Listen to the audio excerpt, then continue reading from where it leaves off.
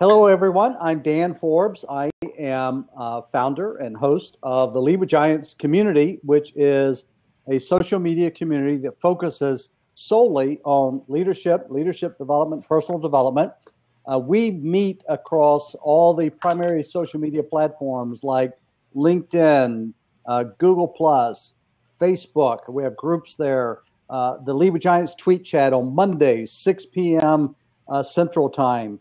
We have Lead with Giants TV, which has primarily been a Google Plus, Google Hangouts channel, but is transitioning more of a Blab channel now. We have 2 opportunities on Blab every week and sometimes more. I just finished a Blab session with an interview with Karen Kimsey House, a co-author of Coactive Leadership, and we did a 30-minute show there. That was a lot of fun. So a lot of uses for Blab. But this show is Ask an Executive Coach Anything. Well, almost anything. Something that matters and moving your life forward, moving your business forward. Joining me, 2 other coaches from the Lead with Giants community, Mike and Adam. So introduce yourselves. Mike, go ahead. Hey, everybody. And Dan, thanks for having me on the show. My name is Mike Karakulis, and I am an executive coach focused primarily on leadership coaching. I happen to do a lot of that in the corporate world with business executives, although I don't think business executives have the market cornered on leadership. In fact, I find a lot of powerful leaders outside of the corporate world. So I coach leaders wherever they are, often in corporate America. Great. Good to meet you, Mike. Glad to have you join us. Adam, your introduction, please. Yeah, good morning, everyone. I'm Adam Quiney. I live on the extreme west coast of Canada in Victoria, BC. I'm an executive leadership coach. Sounds kind of similar to what you do, Mike. And I also train coaches. I lead coach training in Seattle and have done the same in various other parts of the States. I'm an absolute stand for this work. I think the profession of coaching is just ridiculously powerful. And I'm really committed to that profession getting out into the world and being represented for the powerful thing that it is. Yeah, absolutely. Thank you. Thank you, Mike. And thank you, Adam, both for being here. We already have a question in the sidebar. What we would prefer, if you are willing to do so, Sarah, is to actually take a seat and come on the show, be live, ask your question, and then we can do some mini coaching with you here live. So you got 3 coaches, good experience guys to help you. Also would love to have a lady coach join the show. So if you'd like to ask your question live, take a seat. Otherwise, we'll also take questions in the sign bar, but live is always more fun. So we'll wait and see if Sarah is able to do that. So let us know, Sarah. Hello, Zeph. Thanks for joining the show. We've got other people out there. So what's the format? So Ask an Executive Coach Anything is just that. What do coaches do? Well, they sort of help you move yourself forward from point A to point B, wherever you are, which is today. Point B, that vision you're holding for yourself out in the future, whether it is tomorrow, that's the future, or whether it's 12 months from now. Maybe there's something, maybe it's a problem, maybe it's a struggle, maybe it's a challenge, maybe it's an opportunity. We'd love you to ask your question. Or maybe you've worked with a coach or are working with a coach or thinking about working with a coach. You have some question about coaching. So, Sarah, if you're able to take the seat, please do so. Someone else, if you're over in the sidebar, you have a question, let me know if you'd like to take a seat, and then I will certainly call on you. Or you can just click take a seat, and we will let you on the show. Mr. Wonderful wants to start with a wise quote. The moment I saw that, I felt pressure. I love wise quotes, and I cultivate them. I see them all the time, but ask me to think of one on the spot, and oh my goodness. But I do have one if you want to hear it.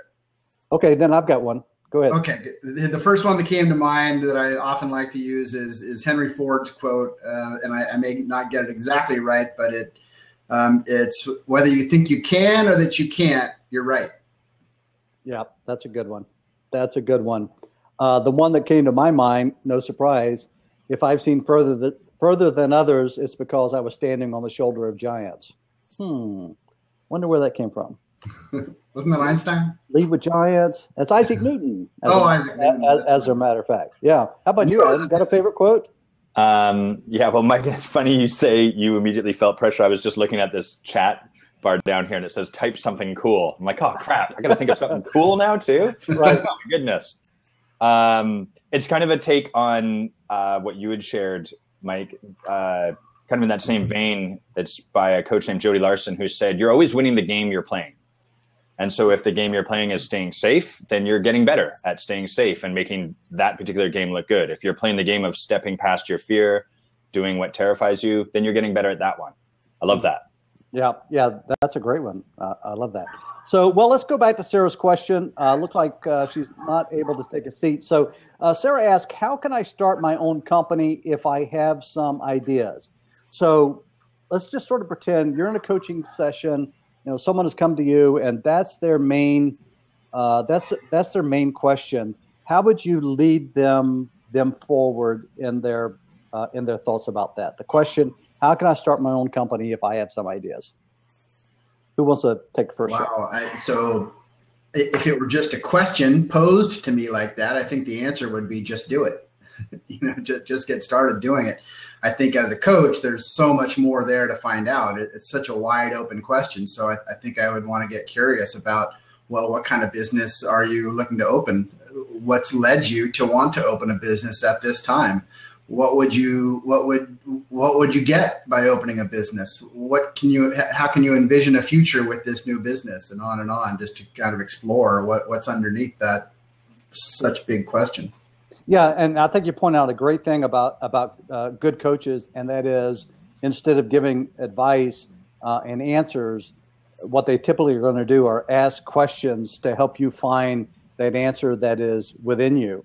So let's think more about that. Some questions. Adam, what comes to your mind? What's some questions that you would ask of Sarah to help her explore her idea of starting her own company? Mm-hmm. I love it when people bring a how-to question to a coaching conversation, not because it's wrong, but it's like the answer to how is always yes. You start, you do it. It's kind of what Mike's alluding to. And I would really be curious. First of all, I would want to know more about those ideas. I want to explore those a little bit, but also be curious what they see, like where are they stuck that has them now wondering how. Like it sounds like there's some kind of gap. Like, okay, I've got these great ideas and I can see I want to get over here, but what's this gap right here? I want to explore that gap and find out either what they're putting in the, like what's in their way, how are they stuck, how is it that they're not sure how to move forward. So just to kind of explore not so much the answer to the how question, but actually what is it that has you asking how in the first place? Get actually underneath it and start to explore that a little bit with them. I love working with entrepreneurs and solopreneurs. I've started 3 different businesses, including my coaching practice.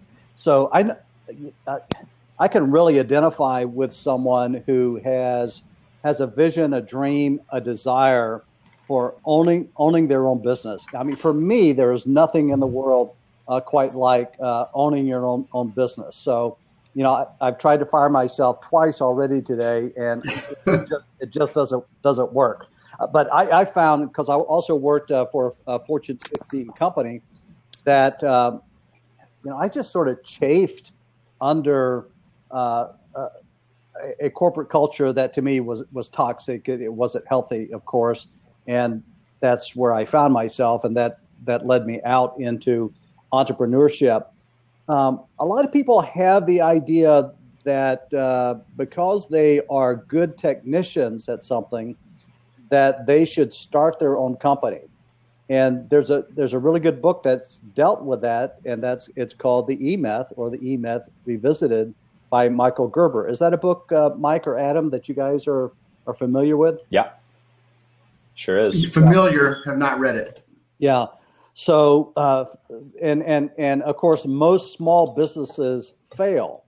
So, for example, I might be good at baking cookies, but I might be horrible at running a bakery shop, right? So there's a really big difference. So something that I'm good at technically doesn't mean I am good at being a business owner. But Sarah, if you and I were talking just like you've heard Mike here. I'd want to know, what is your idea? What is your dream? What is your passion? Where does the desire come from to own your own company? What would happen if you failed? What would happen if you succeeded? A lot of times we have, fear around both of those ideas. Dan? Yeah. There's an interesting comment. I wanted to see what you guys think of it. Patricia says one of her pieces of advice for Sarah was don't start till you know how you'll make money. I'm curious what you guys think about that and how you would comment on that. To me, that sounds like advice.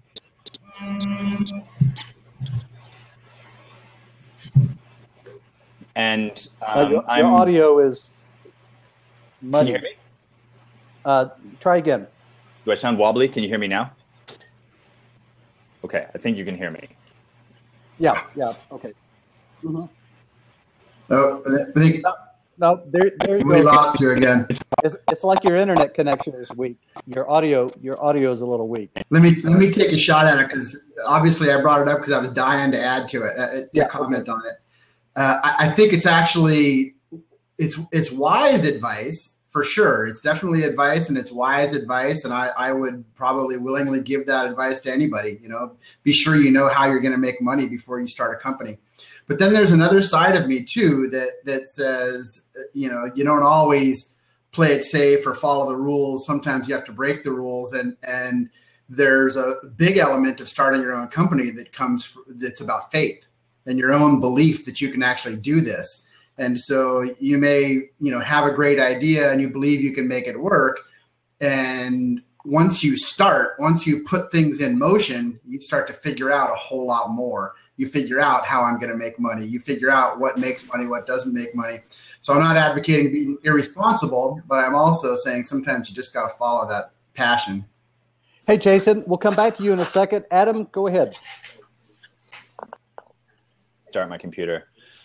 So like Mike pointed to, that's a very advice. It sounds to me, and I'm sure it's well-meaning, but I'm always leery of providing advice to people as a coach. The last thing I want to do is squash their possibility. I know that for me, I would want to be making a certain degree of income before I leave. I also know people that have been very successful not doing that.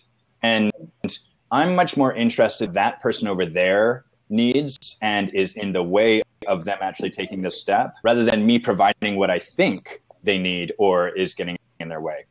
So that's I like that. And that's a pure coach's answer. By the way, Adam, I'm getting audio only for you. Mike, are you seeing that also? Yeah, same thing. Yeah, I'm getting audio only. Yeah, so for some reason, and the audio was pretty clear. Or is it just me? Audio was pretty clear, but your video has been replaced by the little audio only. So it's saying that you got a poor internet signal for some reason. I'm going to restart. Okay. All right. Yeah. Sometimes just restarting helps. Hey, Jason, good to meet you. Hey, how you doing? Tell us who you are, and if you have a question, feel free to ask. Yeah. So my name is Jason Wynn. I'm 18 years old. I'm currently in college, and that's why I kind of was very intrigued by this Periscope lab. Yep.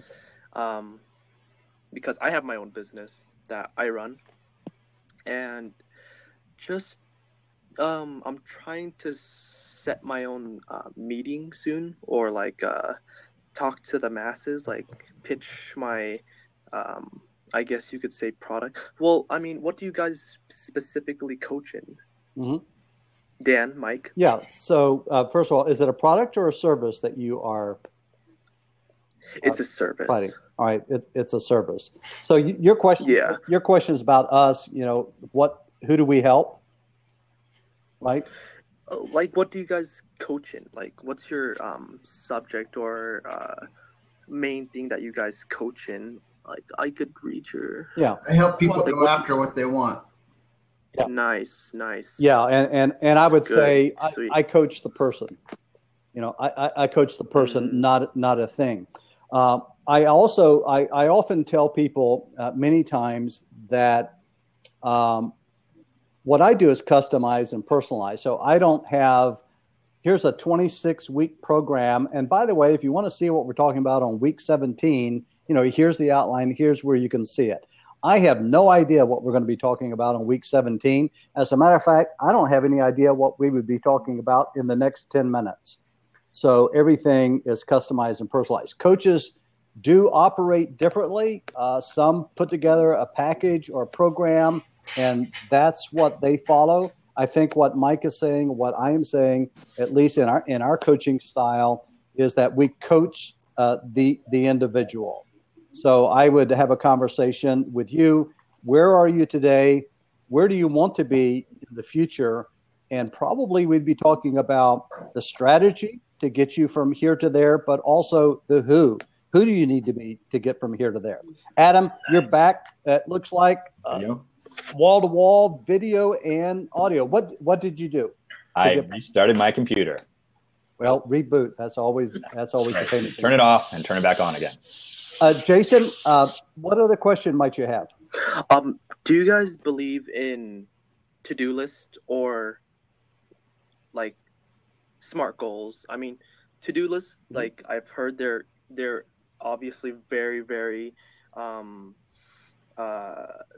easy to be busy, but it's not the same as efficient or productive. And I'm trying to get away from being procrastinative, because I tend to do that, to more of, I've tried to do lists.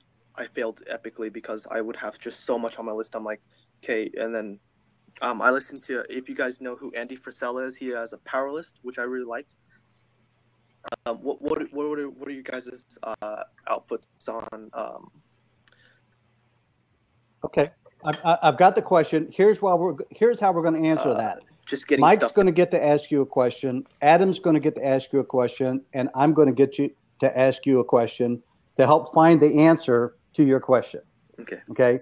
So the question is, what do you guys think about a to-do list? And basically, should I be using a to-do list? Who wants to go first with one question? Mike? Okay. Mike. Jason, how do you feel about using to-do lists?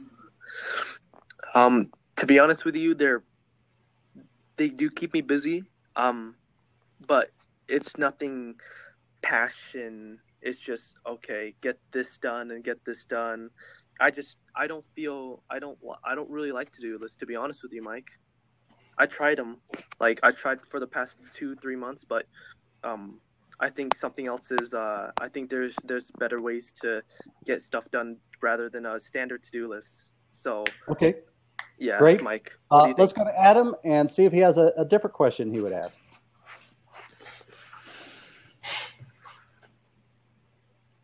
And when he's thinking, he looks up towards the ceiling. That's where the answer is. I've written all of the brilliant coaching things. That's funny. So, Jason, what's the problem that you're trying to fix with to-do lists? Ooh, I like that. I like to really try to stay productive, and to-do lists, I just kind of feel like a sense of accomplishment after finishing them. But when it comes to did I really get something done meaningful that I like, the answer is usually no. So I just I don't ever want to stay stagnant. So I always have a to-do list, and it's usually like 10-20 things. Most of them not really meaningful. And that's what I'm trying to find is meaningful work for my business, my site, my real daytime job, and college. A to-do list, it's really easy to create. It's not so easy to Can I pause you just for a sec, Jason? Yeah, for sure. Am I being too complicated? Sorry. You're fine. I think I've got the answer. I just want to make sure that I heard you. So it sounds like the problem you're using, like you're hoping a to-do list might solve, or that you're using it for, is a problem of you experiencing yourself as stagnant at times, or not doing enough meaningful work. Do I have that right? Yes. Awesome. Thank you very much. Okay. So there's like a million more questions now that I've got, but I'm going to turn it back over to Dan. Yeah, now that you've got that. All right, let me see if I can pose a question too. So what has worked best for you to keep you focused on what you want to do day by day?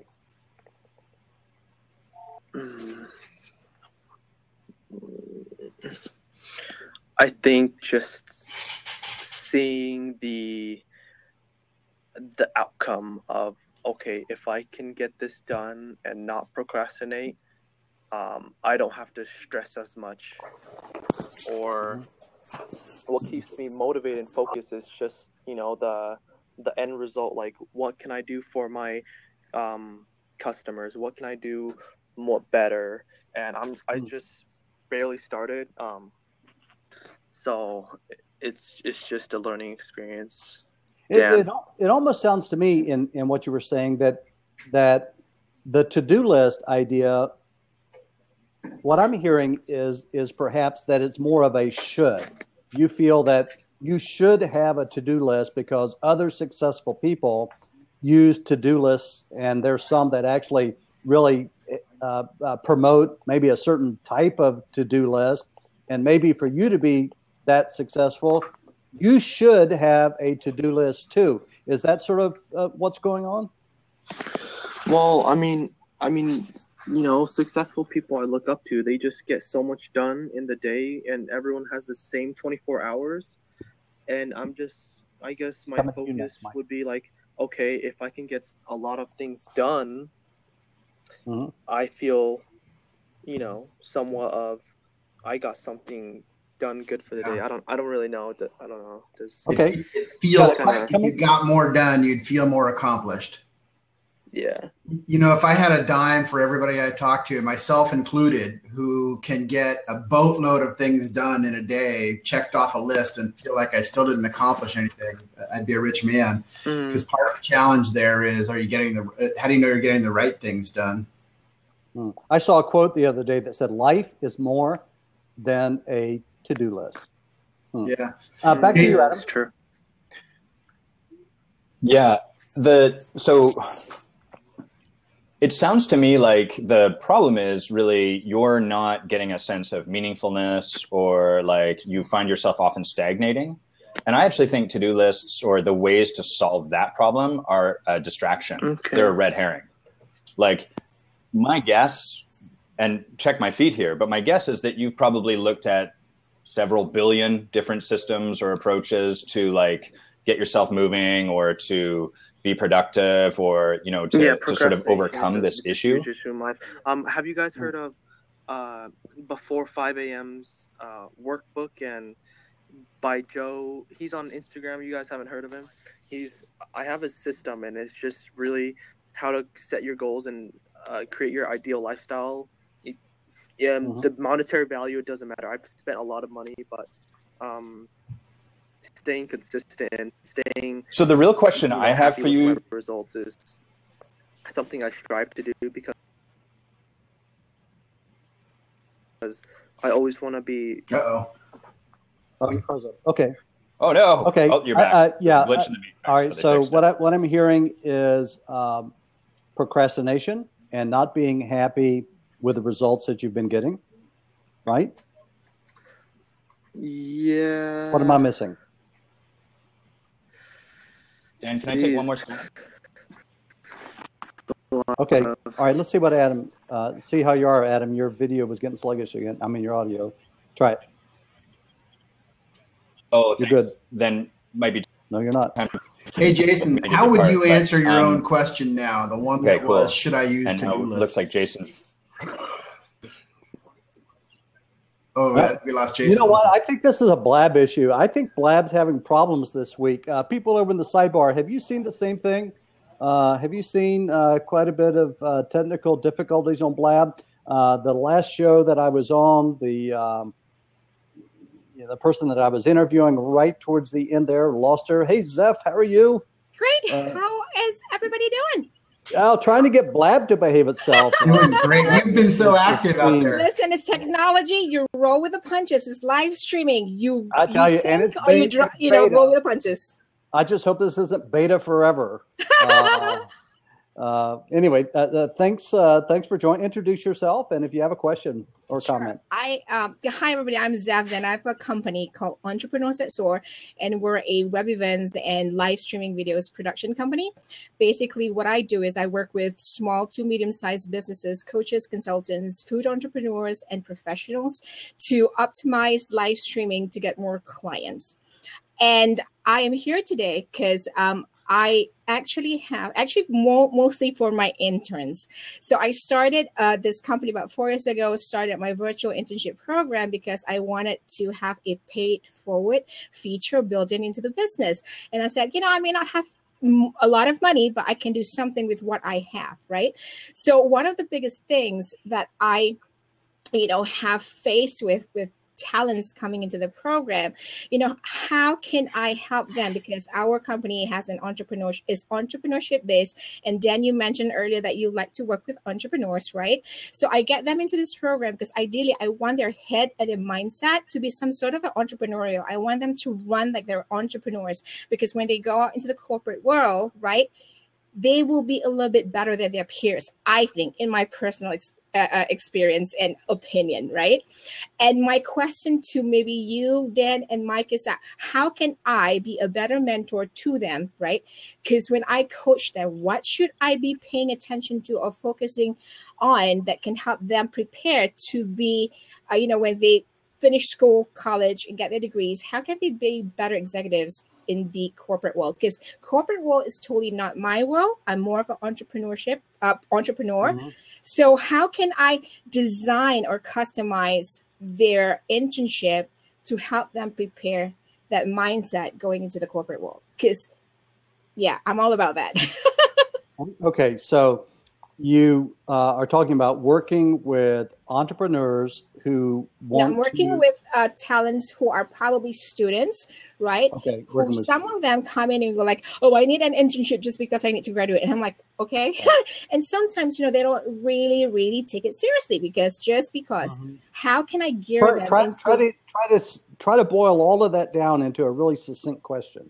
So I would say, how can I help my interns, right, become better talents in the corporate world? All right, I'll ask the first question and then let Mike ask a follow-up question. Okay. What I would do, the first question is I would ask them that question that you are asking me. Got it. How can I help you? And then Sure. I would really listen to what they had to say. So to me, that would be the first question. Start with them, and not only address the what, but think about the other things. Think about the who, the why, the how, mm-hmm. all of those things as well. That would be one direction that I would go in. Mike? Yeah, I'm gonna. We sort of are playing this thing about we're being coaches with you, but we're also answering questions that you're genuinely asking us. And one of the first, so I'm going to answer it in an advice way first, or just answering your question directly. I think that young entrepreneurs getting ready for the corporate world, the best thing that they can do is understand who they are and why they want to get there. And what it is that they're going there for, because I think so many people get lost in the corporate world, losing sight of why am I here in the first place beyond getting a paycheck, and then that's when it can become not a very rewarding place. So, I think if you're working with young entrepreneurs, they have that mindset a little bit already. You should cultivate that. That'll help them. I'm not really working with young entrepreneurs. I'm really working with students or students who want the skill set, the experience, right? Aspiring entrepreneurs, right. Not necessarily, Mike, because they would come in just to achieve or learn or obtain a skill set or develop a skill set. And my goal is to use my experience in entrepreneurship using things like your mindset, your attitude, right? You have to look at things outside the box. And this is what I'm using to teach them to be the better person when they go out there and have a job in a corporate world. And that's what I'm trying to, use. They're not necessarily young entrepreneurs. They could be just a regular person, a regular student who just wants to learn about marketing, or they want to learn about, HR, or they want to learn about PR. So I take them in and use my skill sets as an entrepreneur and instill those skill sets into them, whether it's mindset, attitude, or, thinking outside the box, being creative and critical thinkers. That's what I'm using right now to help them prepare. Sometimes they get lost because they go like, why am I doing this? I don't get its mindset and all these things. And I said, in order for you to be competitive in the corporate world, what makes you better than the other talent, that 3,000 talents that probably apply for the same job, is this. So I'm just wondering, Let me go to Adam. And Adam? How's this video? Well, you'll let me know, I'm sure. Much better. When it freeze like that, we'll know. I think it's Blab. It's not you personally. Cool. Okay, I'm not going to take it personal then. So... Oh, no, it is you personally. Oh, no. The place I think it's a bandwidth issue. I'm going to head off. Have a great day, everyone. I'm so sorry. Take care. We'll see you guys soon. Okay. All right. See you. So, Zeph, is Zeph your first name? yes. Okay. So I have a question for you. Mm-hmm. When you are talking with these interns, Mm-hmm. what would you guess is the percentage of time that you are talking versus listening? I would say probably 65-35. 65 being talking. Okay. And 35 And you love talking. listening. You love talking. Yeah. That's why I'm on Blab, right? That's right. That's right. You're on Blab. That's why we're all on Blab. We love talking. Right. When do you feel that you are being most helpful with them? When are you seeing the intern have an aha moment and to really move forward in their thinking or in their actions? Is it from your talking or from them talking and when you're listening? From them talking, because one of the biggest things I do and incorporate in their one-on-one session with me is actually asking as many questions as I can. So if it's a project or a task, and I'll ask stuff like, why do you think? Because they'll have something, an agenda coming into the meeting, and they'll present what they think is, their tasks or follow-ups or updates. And I'll say something like, why do you think so? Why do you think this is a downside of this? Why do you think this is not good for this situation? How would you handle it if it was your business? So that's when they would really shine, and they'll go like, oh my God, I would not have learned this in a classroom. I'm like, boom, that's why you're in this internship. But I think, it's good for me. The person who's the mentor would also love to learn, how can I really customize their internship to really hone down in those skill sets that will really prepare them in this corporate world, which is very, challenging, very, so there you go. So I think you've heard a few things today. What would be succinctly, maybe one thing that's helped you move forward towards answering your own question? I think I focus on qualities, the personal qualities that could help them sustain their skill sets longer, basically starting with mindset, which is very important. And I tell them, and I'll put them into situations where, like, I know you may not be interested in entrepreneurship or may not be interested in having your own business, but let's just say, and I'll put them into that situation, let's just say XYZ happens and this is your business. What would you do? What would you want the results to be? And I'll just walk them through that process. And it's just beautiful to watch them go like, oh my God, you're right. You have no interest in entrepreneurship, but this just gave me a different perspective. So when I focus on things like, mindset, being mindful of other people, have a little bit more of a positive attitude, because the glass is, to me, is never half empty. It's always half full, right? So they kind of take that on. And I think that's what has helped them. but I'm just not sure if I should just be focusing on those things, Okay. What else All right. can I? Well, thanks for coming on the show, and thanks for your questions and helping us even have a show today. And you can look for us on Thursday. So thanks so much, Zeph. Bye-bye. Thank you, everybody. Bye. Zeph, you had great energy. Thanks for being on. Thank you so much. Bye. I love it when she was talking about where she really saw the magic happening is when she was asking questions. And I felt that it was very honest and answer of the percentage of time of talking and asking questions. Mike, why do you think questions are so powerful? Ooh, I think because they make you think. Yeah. They cause me to look inside and ask myself, what do I think? And that's powerful. Mm-hmm. Yeah, I've also seen it stated that when we are talking, we are not learning anything. Mm-hmm. I mean, think I about agree with that.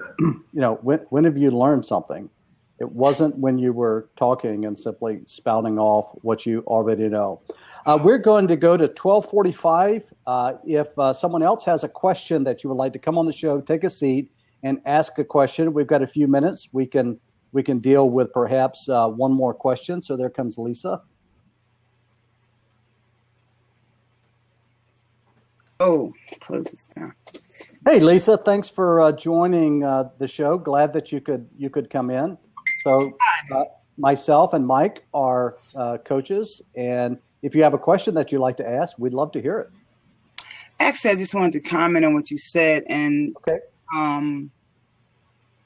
I think what you were getting at is you're learning most when you're listening. And I think what you wanted her to say that she gets the most when she's listening. Mm-hmm. And asking a question encourages a response, which makes the person more at ease, and you want them to talk, and then you can listen. Mm-hmm. So yep. I appreciate that insight there. I was trying to type it over there, but y'all weren't looking at it. So. Yeah, I'm sorry. I'm trying. What's tough is when I'm doing my best coaching, I am present and so focused on the individual that everything else is outside of my, periphery. But here on Blab, you've got to be looking over the sidebar as well as listening to what someone is saying and thinking ahead. So, yeah, that's tough to multitask. Yeah, that's sometimes. I jumped in. I didn't realize I haven't been on Blab much. I just jumped in, and okay. Well, thanks for jumping in. I saw the end of it, so I saw the end. So I don't even know everything that went on. But yeah, I appreciate you. Thanks. I just wanted to say that. Oh, you missed. Yeah, you missed that wonderful question that I asked. It was the best question in the world that's ever been asked. What was the question? You missed it. I heard the last one. That's the one. I don't even remember it now. All right. Thanks for jumping in, taking a seat, and saying hello, Lisa. Appreciate it. Bye-bye. Thanks, Lisa. All right. So, yeah, questions. That make you think. I heard you say that. And we learn when we are not talking. All right, so maybe asking questions engages our curiosity. Yeah, which I think is, that's the heart of learning, right? If I'm curious, I learn. Yeah. Let's see Fred's question over there in the site. He says, "Have you noticed there's a rapid blurring of lines between consulting, coaching, and mentoring? This blurring is in some ways caused by client sets." Okay, I'm not sure what that means. But is it the social media bantering on this subject that is also blurring those lines? It's an interesting comment. I definitely know for a lot of people those lines are blurred. The definition between those three and among those three things is often not all that clear. But I haven't noticed that it's getting worse or getting better. I think there is confusion on the part of clients sometimes. Many clients come to coaching expecting consulting. In fact, partly maybe because of the way this show is set up, we sometimes get that on this call where people will come on and they'll say, how do I start my new business? How do I do that? Right. Which are excellent questions for a consultant. Can you give me, go ahead. Yeah, that's a good point, Mike. Maybe we should rename this show instead of Ask a Coach Anything, because what we're getting, is questions as if we are the advice givers. We're the answer people. And really, as a coach, And Fred, you know this. We were talking about this yesterday. I try not to give advice. My advice probably sucks for most people. So what I help people do is find their own ways. If you guys in the sidebar that are watching right now have a better title for this show rather than ask an executive coach anything, I'd love to hear it. The idea is to get someone in the seat that would like some coaching around some particular topic. That's what I came up with a name for the show. I'm sure there's somebody that has a better idea than that. How about where do you want to go today? Where do you want to go today? But what do you want? How do we let them know, how do we take these few little characters that we have and let them know there's coaches here ready to help you. So I'll be looking in the side. Tell an executive coach anything. Oh, okay. Yeah. I don't know. How about free coaching? Yeah, free coaching. How about not free coaching? But don't you find, Mike, that that prospective clients that come to you, they come with these types of questions, right? I'm thinking about starting my own business. What do you think I should do?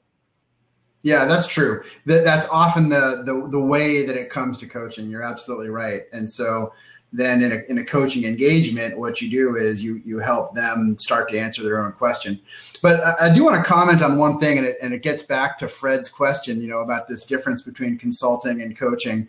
And I know in my own training, I sort of had to break that habit a little bit. I was a professional advice giver, and I was a very good consultant, and so I had to break that. However, there was also there's a balance between the two, because in a way I overcorrected. There is when I have expertise and there is expertise to be shared, it can almost be manipulative to intentionally not share it. So there's a skill in being able to balance the two and to be able to describe when you're switching hats, and that, there are occasionally appropriate times to share, here's what I know about this. And if in the context of coaching, you want to know what I would do, I'll offer that up. Here is what I would do, but take it for what it's worth. It may be completely irrelevant because you're not me. Well, maybe we can make a difference with that. Fred says that one of his theories is that social media pundits are blurring these lines, and I think that's true. So you have people, coaching is an unregulated industry. So to become a coach, all you have to do is start saying, "I'm a coach." That's it. You can put that on a business card. You can form a corporation. You can do whatever, and start calling yourself a coach. Now, if you're any good at helping people move from point A to point B, for example, then maybe you'll get work. Maybe what we can do with this show is really elevate what we think real coaching is, which is not about giving advice, not about giving answers to people, but helping people find those answers that are within themselves, and talking as much about the who and the why as about the what. Yeah. I know Marcus is asking the question, maybe for those of us who've not ever used a consultant/coach, you can outline your superpowers and, with respect, why people should be listening to you. I actually think questions like that are a great opportunity to articulate what coaching is versus consulting, because they're both very different things. And, even embedded in the question is something worth responding to, why people should be listening to you. I actually don't think, coachees should be listening to me, but only so that they can hear the question, not to get the answers. So, part of our superpowers are really about helping you uncover what you already know, helping you clarify what you think, helping you make decisions. All of these things, our superpowers, are about making you better and more of who you already are. And I would like to direct people to a webpage that I have on my site, and it is coaching versus consulting versus therapy. Now, we haven't even talked about therapy yet, but that also is another issue. But I actually created something and put it on my site. You will see a comparison between what a coach does and what a consultant does, and then also another comparison between coaching, consulting, and therapy. And there's a lot there, so I can't go over it here, and we've reached the end of our time today. So let me wrap up, and thanks, Mike, for being on the show today, and also want to thank Adam for being on the show. He had some technical difficulties. So the show is Ask an Executive Coach Anything. This is episode, I believe, number 6. I'll see if anybody has a better title for the show than that. If not, we will keep this. This is a weekly show. We are here every Thursday, usually at noon, sometimes at 1 p.m. Central Time. For example, next week, it'll be 1 p.m. Central Time. Other coaches, different coaches, join me from time to time. So I welcome anyone to join. So, Mike, final word, how people can contact you if they'd like to contact you. Oh, yeah. Well, you can follow me right here on Blab. I'm on Twitter. I'm Liberate Leaders. And my website is MikeKarakulis.com. Great. And I can be found at leadwithgiantscoaching.com. I invite everyone to discover the Lead with Giants community at leadwithgiants.com. And you can join our groups on LinkedIn, Facebook, Google+, our tweet chat Mondays, 6 p.m. Central Time. And you can also find opportunities to join us here on Blab by going to leadwithgiants.com.